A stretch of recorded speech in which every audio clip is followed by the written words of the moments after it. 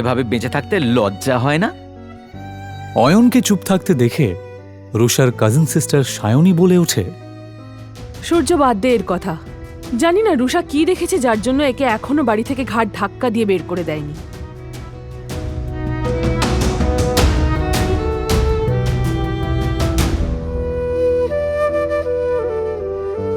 অয়ন প্রায় প্রত্যেক দিনই শ্বশুর বাড়িতে এই ধরনের কথা শুনত।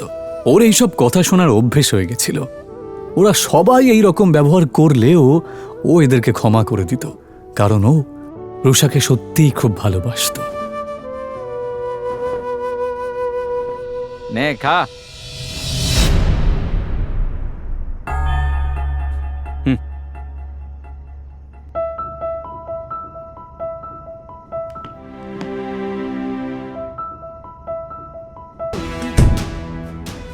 ওর একটাই দুর্বলতা ছিল, যার জন্য ওকে দিনের পর দিন এভাবে অপমান সহ্য করতে হচ্ছিল।